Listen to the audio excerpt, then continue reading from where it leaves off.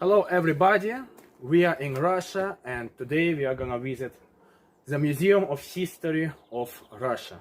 We are on the territory of this very nice place and already now you can see classical Russian things, car made in Russia, and that's how classical Russian house is built. Mostly Russian houses are built of wood because Russia has a lot of forests, and many houses are built of wood here, and you can see different signs here that belong to history. Some belongs to 1708, and they're all handmade, not in the factory, but they're made by people who own this wonderful museum. So let's proceed.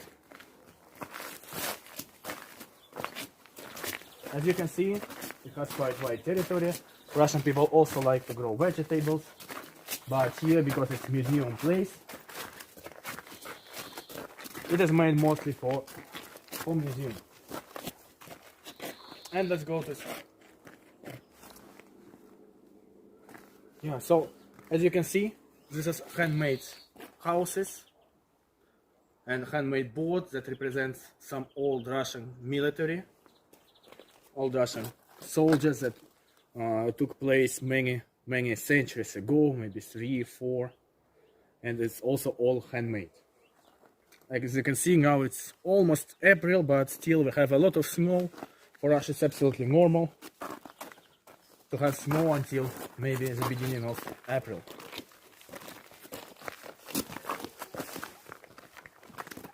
This place is mostly used for making barbecue. Yes, not only Filipino people, but Russian people also love making barbecue with coal, and they buy things like that, metallic things like that, to prepare the tasty meat. Here you can see one of the brightest signs of history of Russia, the sign of communism, sign of the USSR. Now Russia is not a communist country anymore, the signs are not used, but as a history, as part of Russian history, they are still kept. This kind of signs you could see on top of the houses, sometimes private, but mostly on some government houses, schools, hospitals that represent communism. As you remember, this is a sign of communism. Even in the Philippines, communists still use the sign. So let's proceed to the first house of this museum. It's a little bit wet because it's spring, but as you can see, it's not cold. I don't have my jacket and I'm totally okay.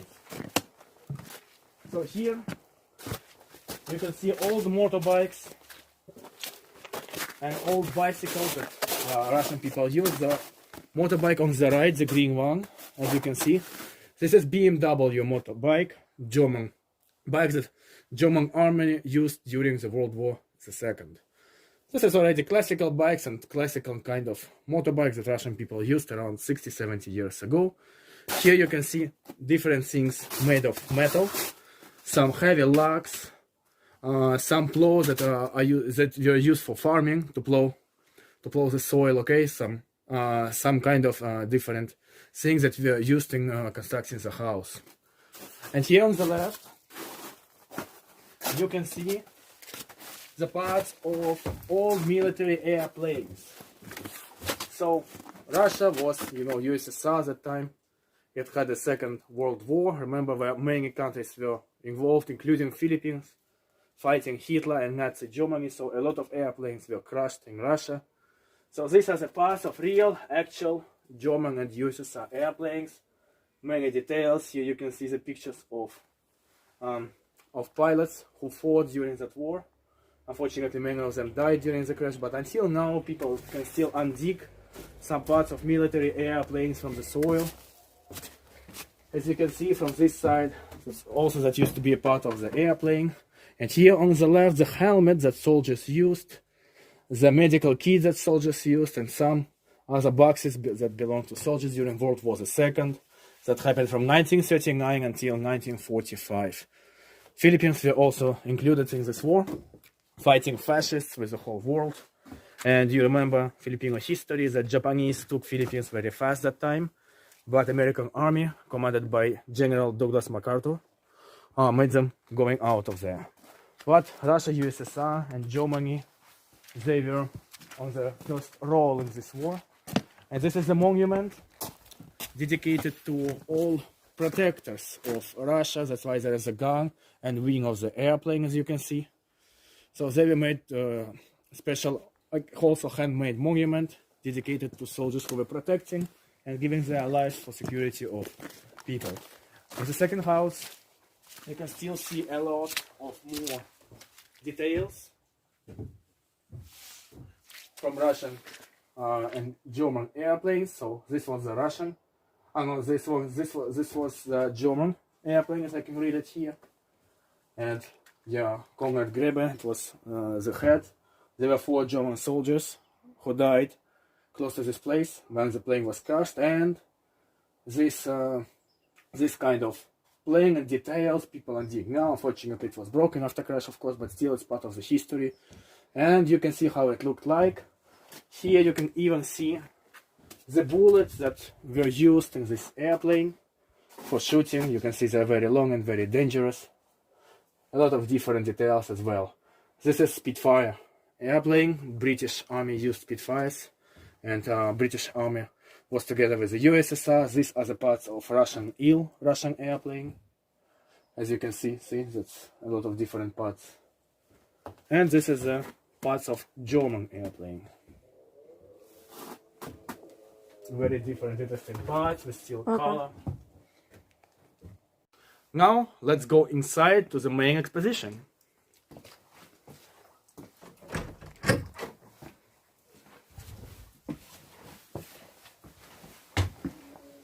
Here you can see pieces of old Russian furniture and old Russian life. Again, as I spoke before, majority of things were made of wood, including furniture that was made of wood and glass. Here you can see locks. Before these fancy security systems were invented, they were just heavy metal locks that were very difficult to break, that were protecting houses. You can see the horseshoe and some things that people used for shoes, for horses I mean, and this is for shoe.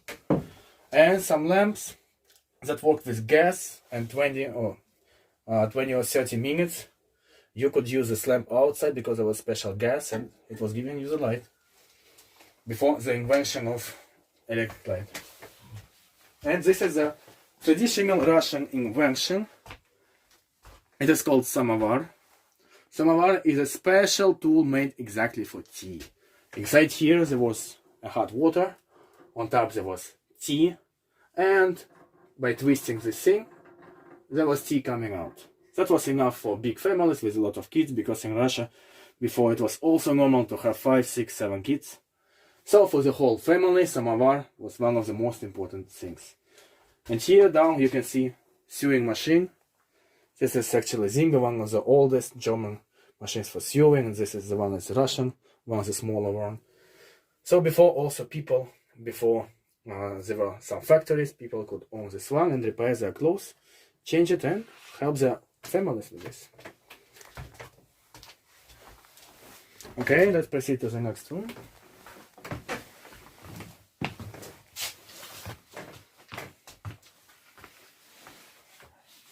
Here you can see how many years ago, exactly in 19th to 20th, beginning of 20th century, classical Russian town looked like. Well, you know, here you can see how traditional classical Russian town looked like 100 and more years ago.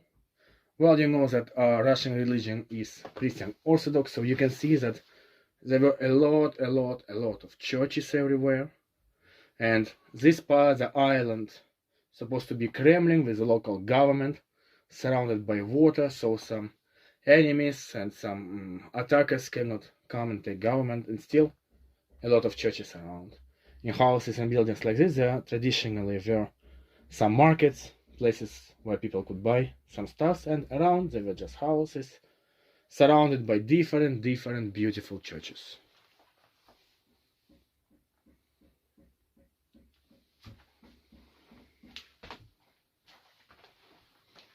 Around here you can see some old, very old books that were printed in 1844.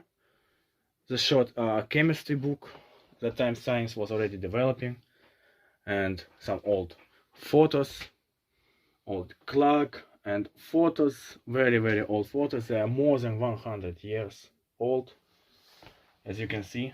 And here on the right you can see cameras that could take these photos. That time these cameras are from different nations, from different periods. Before they were very big, then they started being shorter before phones and traditional modern cameras were invented. The history of cinema and cameras was like this. Cameras looked just this way. And that's the photos that cameras, this kind of cameras could do.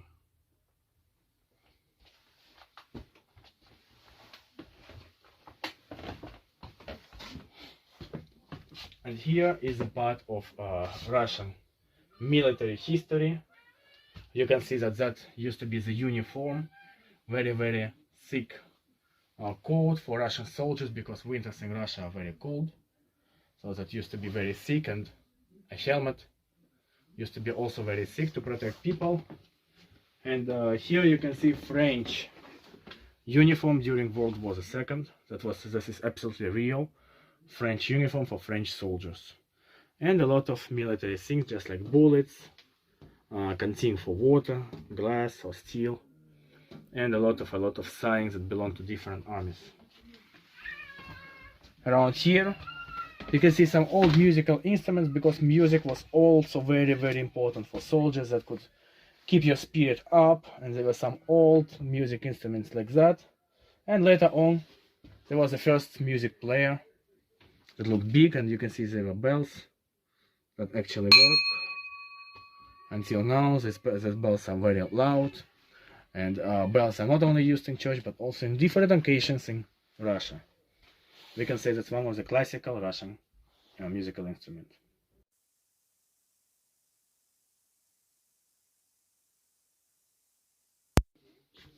Here you can see another military uniform from another country that was also very thick, and that was used almost 100 years ago, but until now it looks very fresh and good, as you can see.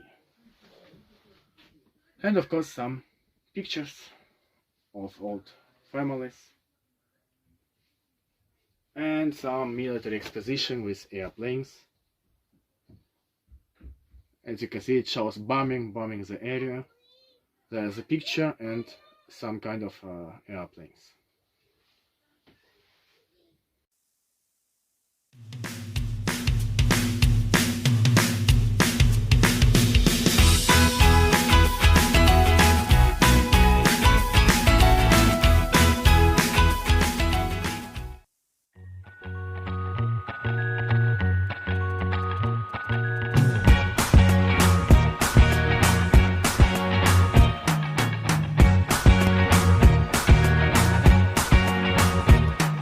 I can't forget the day we met.